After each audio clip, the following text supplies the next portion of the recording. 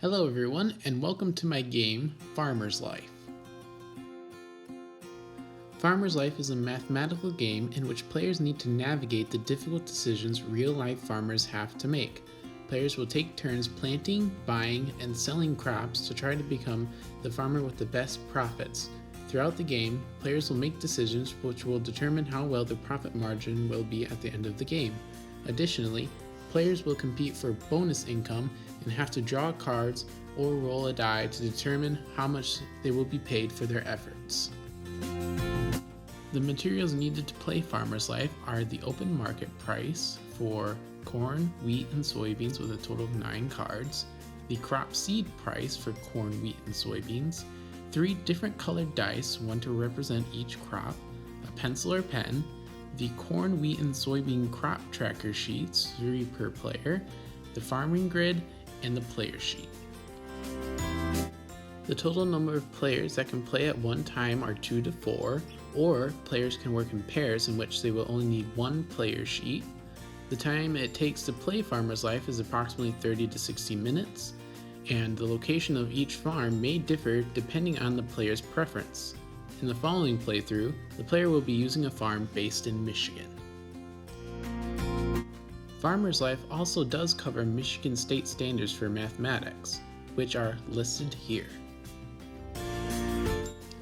To begin, players will start by dividing up their farmer's grid into 3 parts, 1 for each crop, corn, soybeans, and wheat, making sure that there is a 100-acre minimum for each crop.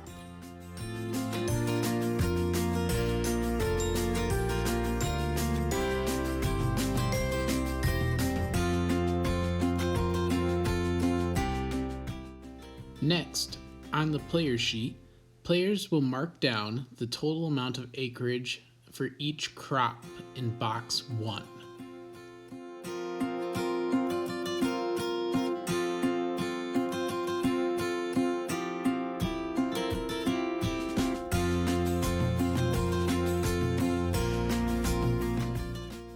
Next, players will determine the amount they have to pay for each crop by drawing randomly the seed price for both wheat, soybeans, and corn.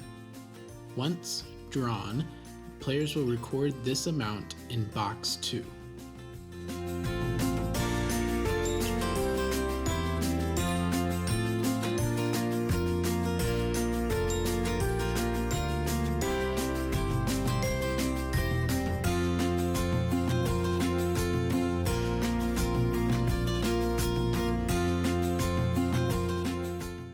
Now that players both have their distribution and seed price, players will now record the amount of debt that they have accumulated from planting their crops.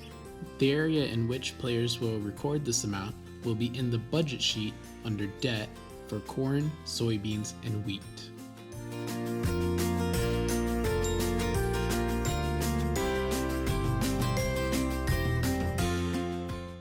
Next, players will determine whether or not they would like to take a contract price for what they will be paid at the start of the game.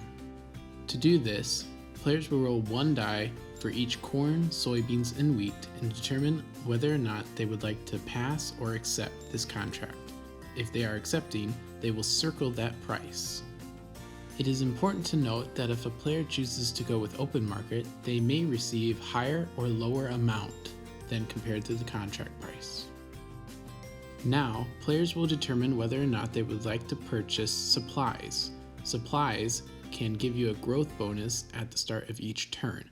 You can also determine whether or not you would like to purchase tile insurance that can save you from a flooding rain card from the weather deck. Players will also decide whether or not they would like to do this for one or all of their crops. It is important to note that they may only make a maximum of 1 purchase for water, fertilizer, or manure for their crops. Now, players will determine how much debt they have accumulated by their purchases. These purchases will be calculated by taking the totals under each description and then comparing that to the distribution of their crops.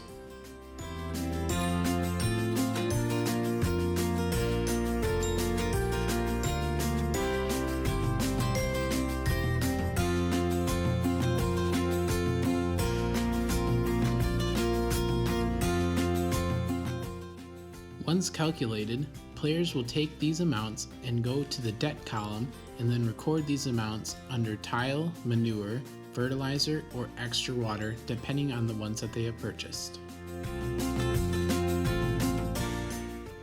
If players bought multiple amounts of either manure, fertilizer, or extra water, they will add that together and then record that amount under the debt column for each category. To begin, players will first start by designating each colored die to each specific crop.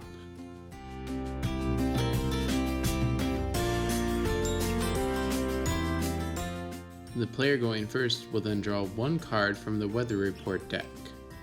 There is a combination of individual and group cards. In this instance, the player drew an individual card in which they will gain +1 growth for each crop. So players will go to their crop tracker sheet for both soybeans, wheat, and corn, and then mark +1 or whatever the card says to mark.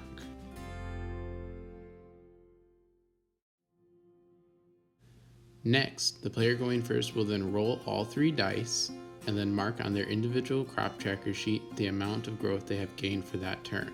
In this instance, they rolled a 6 for soybeans, in which they will mark 6 on their individual crop tracker sheets. It is also important to remember that if a player bought either extra water, fertilizer, or manure, to add that growth bonus to their turn. This will happen each turn.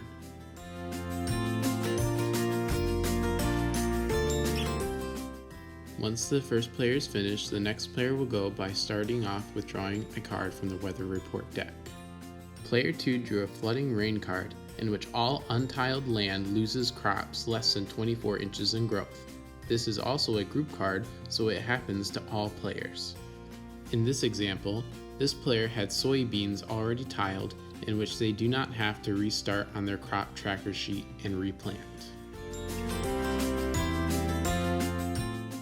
If this player chose not to tile their soybean crop, then they would have to go over to the budget sheet under debt and then rewrite the amount spent to plant said crop.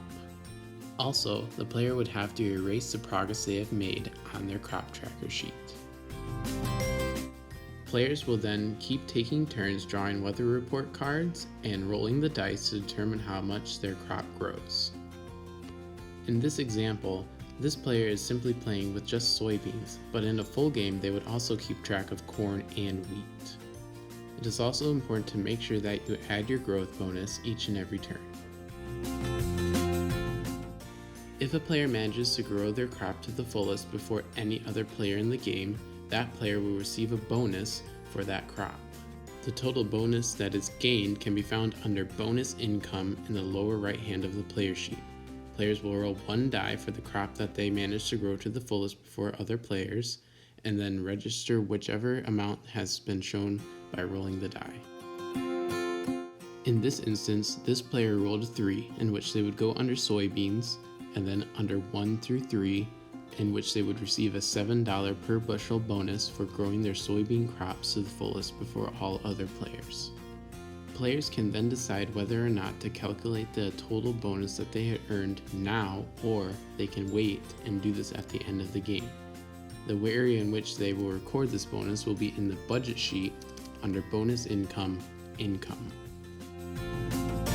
Once all the bonuses have been collected, it is time for all players who chose to do open market price to see how much they will earn for each crop. To do this, players will then randomly draw 1 card from each category that they chose to go open market price with. In this instance, this player decided to go with wheat and with corn for an open market price. The player will then record the amount that they have gained under the open market box, and then once their turn is over with the cards, they will pass that on to the next player who went with open market price.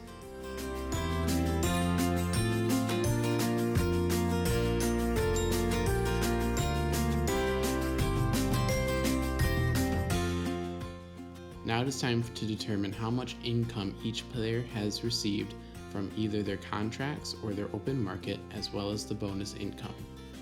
To do this, players will use the information from Box 1 crop distribution and the open market box, and then record how much income they have made for each crop, using mathematical conversions.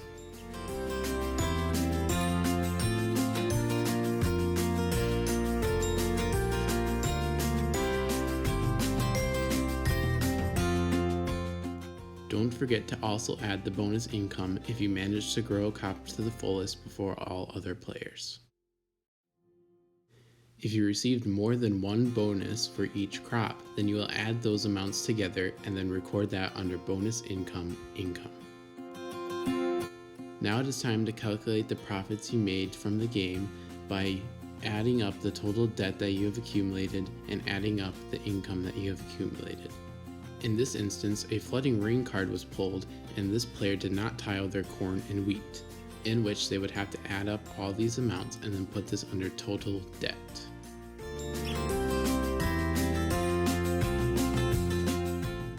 Next, the players will go into the income column and add up the total amounts that are recorded in this column, and add that to the income total at the bottom. The last step is to calculate the profits that each player has made by taking their income and then subtracting the debt they have accumulated. Players will then take this amount and then record this under income profits, the very last box on the bottom of the budget sheet. The winner of Farmer's Life is the player that managed to get the most profits out of everyone in the group. Let's take a moment to reflect. What strategies did you employ throughout the game that helped increase your profits? Was it worthwhile to buy the insurance for your crops, or if you did not buy insurance for your crops, would you do so differently if you played the game again? What influenced you to go with either the contract price or open market price? What mathematical skills did you use throughout the game? Some adaptations that can be made to this game are, for those in lower grades, show how to do some of the calculations.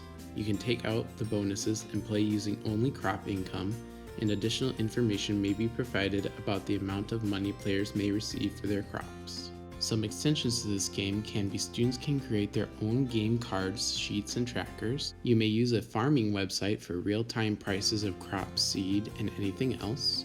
And lastly, students at the start of the game may choose which die can represent the growth of a crop, but once a crop has reached the 24-inch mark, only one die may represent a crop.